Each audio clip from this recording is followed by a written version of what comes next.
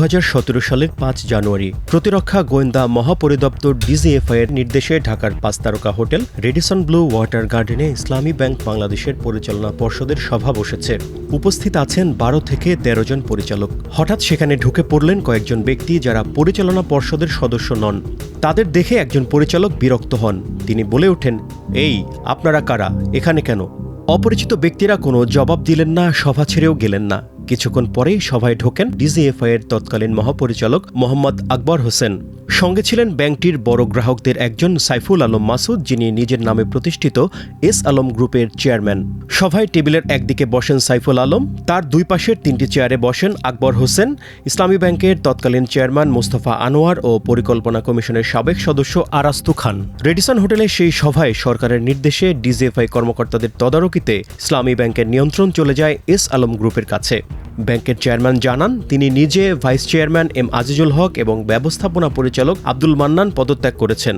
সভায় নতুন চেয়ারম্যান করা হয় আরাস্তু খানকে এবং চট্টগ্রাম বিশ্ববিদ্যালয়ের অধ্যাপক সৈয়দ আহসানুল আলমকে ভাইস চেয়ারম্যান নির্বাচিত করা হয়। এর আগেই চেয়ারম্যান, ভাইস চেয়ারম্যান ও ব্যবস্থাপনা পরিচালককে ডিজিএফআই কার্যালয়ে নিয়ে পদত্যাগে বাধ্য করা হয়েছিল। অন্য পরিচালকদের সবাই এসব কথা জানতেন না।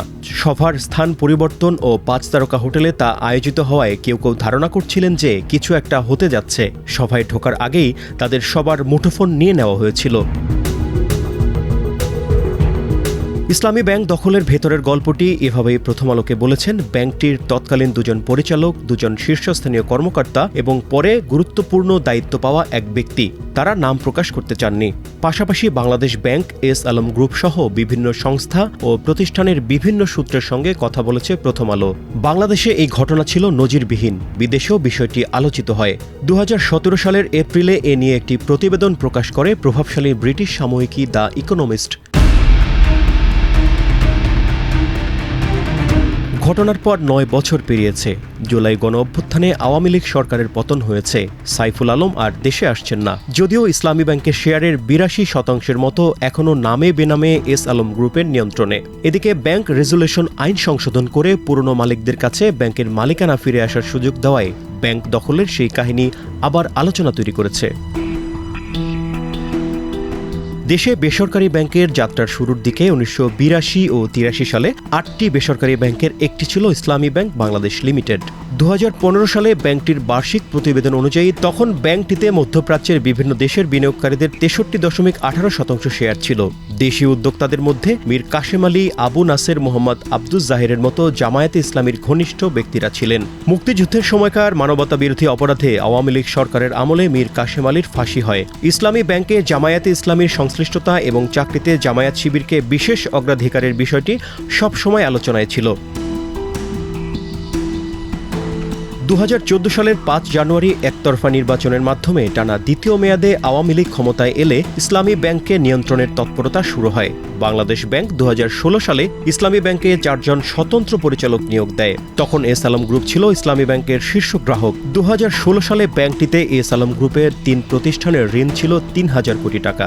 ঋণ সীমা ছুঁয়ে ফেলায় গ্রুপটি আর ঋণ পাওয়ার যোগ্য ছিল না। তারপরেও ঋণের জন্য আবেদন করলে ইসলামী ব্যাংক কর্তৃপক্ষ তা নাকচ করে দেয়। বাংলাদেশ ব্যাংকের তৎকালীন গভর্নর আতিউর রহমান ইসলামী ব্যাংকের এমডি আব্দুল মান্নানকে ডেকে বলেন, এস আলমকে আরও ঋণ দিতে সরকার থেকে বলা হয়েছে। ২০১৬ সালের শুরুতে ইউনাইটেড গ্রুপ ইসলামী ব্যাংকের ৩,২৫,৪৭,৩৩৫টি শেয়ার কেনে। পরে তারা সেই শেয়ার বিক্রি করে দেয়। শেয়ার কেনা হয় এস আলম গ্রুপের স্বার্থ সংশ্লিষ্ট প্রতিষ্ঠান গ্র্যান্ড বিজনেস লিমিটেডের নামে। এরপর এস আলম গ্রুপ বিভিন্ন নামে ইসলামী ব্যাংকের আরও শেয়ার কেনে। সার্বিক বিষয়ে কথা বলার জন্য সাইফুল আলমের হোয়াটসঅ্যাপ নম্বরে যোগাযোগ করা হলেও তাকে পাওয়া যায়নি। এস আলম গ্রুপের ওয়েবসাইটে থাকা ইমেইলে এ বিষয়ে গত ৩১ মার্চ প্রথম আলোর পক্ষ থেকে প্রশ্ন লিখে পাঠানো হয়, তবে জবাব পাওয়া যায়নি। ২০১৭ সালের ৫ জানুয়ারি এস আলমেরই স্বার্থ সংশ্লিষ্ট আরমাডা স্পিং মিলের প্রতিনিধি আরাস্তু খানকে ইসলামী ব্যাংকের নতুন চেয়ারম্যান করা হয়। রাতেই নতুন চেয়ারম্যান, ভাইস চেয়ারম্যান ও ব্যবস্থাপনা পরিচালক নিয়োগের নথিপত্র প্রস্তুত করা হয়। এরপর রাত ১২টার দিকে নিয়ে যাওয়া হয় বাংলাদেশ ব্যাংকের তৎকালীন গভর্নর ফজলে কবিরের বাসভবনে। অবশ্য ২০২৪ সালের ১৭ আগস্ট ফজলে কবির মুঠোফোনে প্রথম আলোর প্রতিবেদককে বলেছিলেন, আমার সময়ে ইসলামী ব্যাংকের মালিকানা পরিবর্তন হয়েছিল, এটা মনে আছে। যদি অনিয়ম হয়ে থাকে সেটা ওই ব্যাংকের চেয়ারম্যান, ভাইস চেয়ারম্যান ও এমডি বলতে পারবেন। যদিও ফজলে কবির গভর্নর থাকার সময়ে ইসলামী ব্যাংকের মালিকানায় জবরদস্তিমূলক হস্তান্তর এবং বিপুল অনিয়মের ঘটনা ঘটে, তিনি তা অনুমোদনও করেন। এই বৈঠক যে ডিজিএফআই প্রযোজিত সেই আভাস পাওয়া যাচ্ছিল, কিন্তু কেউ মুখ খুলছিলেন না। এমনকি ইসলামী ব্যাংকের পদত্যাগ করা চেয়ারম্যান ও ব্যবস্থাপনা পরিচালকও এ বিষয়ে তখন ভয়ে কোনো তথ্য দেননি। তাদের দুজনের সঙ্গেই প্রথম আলো কথা বলেছিল।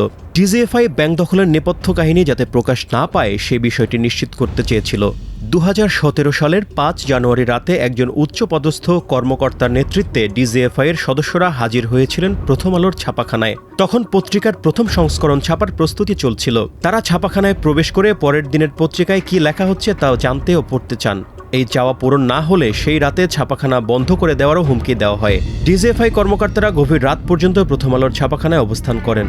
ঢাকার দায়িত্বপ্রাপ্ত একজন উচ্চপদস্থ কর্মকর্তা যান রাজধানীর একটি হাসপাতালে, যেখানে প্রথম আলোর সম্পাদক মতিউর রহমান চিকিৎসাধীন ছিলেন, যদিও তিনি দেখা করতে পারেননি। অন্যদিকে ডিজিএফআই সদস্যরা ছাপাখানা থেকে চলে যাওয়ার পর অনেক বিলম্বে প্রথম সংস্করণ ছাপা হয়। পরের দিন ইসলামী ব্যাংক নিয়ে প্রথম আলোর প্রথম পাতায় একটি প্রতিবেদন প্রকাশিত হয়। তাতে এস আলমের সংশ্লিষ্টতা তুলে ধরা হয়। প্রথম আলো এরপর নিয়মিত ইসলামী ব্যাংক নিয়ে খবর প্রকাশ করেছে। 2022 সালের 24 নভেম্বর প্রথম আলোর প্রধান শিরোনাম ছিল ইসলামী ব্যাংকে ভয়ঙ্কর নভেম্বর। এই প্রতিবেদন দেশ জুড়ে আলোচনা তৈরি করেছিল। এস আলম গ্রুপ সাবেক সচিব আরাস্তু খানকে 3 বছরের জন্য ইসলামী ব্যাংকের চেয়ারম্যান নিয়োগ করেছিল, তবে তিনি 1.5 বছর পূর্ণ হওয়ার আগেই পদত্যাগ করেন।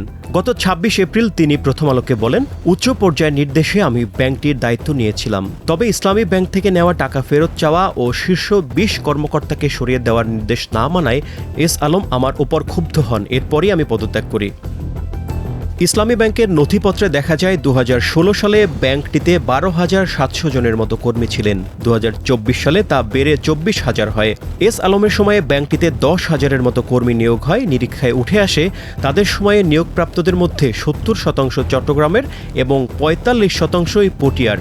বড় অংশের নিয়োগ হয়েছিল কোনো বিজ্ঞপ্তি ও পরীক্ষা ছাড়া। চেয়ারম্যান ও ব্যবস্থাপনা পরিচালককে পদত্যাগে বাধ্য করার পর একে একে ব্যাংকটির জ্যেষ্ঠ কর্মকর্তাদের বিদায় করা হয়। এরপর ব্যাংকটির সব পর্যায়ে নিজেদের পছন্দমতো লোক বসিয়েছিল এস আলম।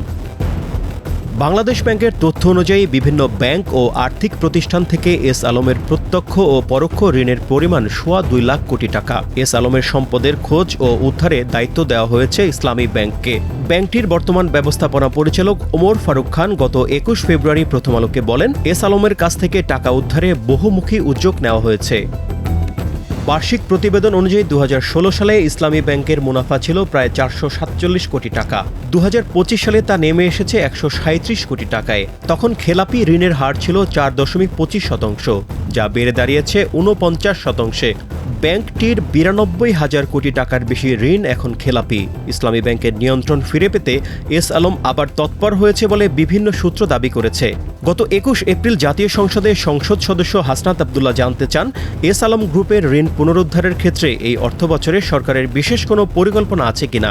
জবাবে অর্থমন্ত্রী আমির খসরু মাহমুদ চৌধুরী বলেন, বিএনপির রাজনীতিতে অর্থনৈতিক কার্যক্রমের মধ্যে কারো সঙ্গে সমঝোতা করার কোনো সুযোগ নেই। কাউকে ফিরে আসার সুযোগ দিতে ব্যাংক রেজুলেশন আইনে সংশোধনী আনা হয়নি। সরকারের সাথে এস আলম গ্রুপের কোনো সমঝোতা হয়েছে কিনা। বিএনপির রাজনীতি অর্থনৈতিক কার্যক্রমের মধ্যে কারোর সাথে কোনো সমঝোতা করার কোনো সুযোগ নেই। সংশোধনীর জের কতদূর গড়ায় তা স্পষ্ট হবে আগামী দিনগুলোয়।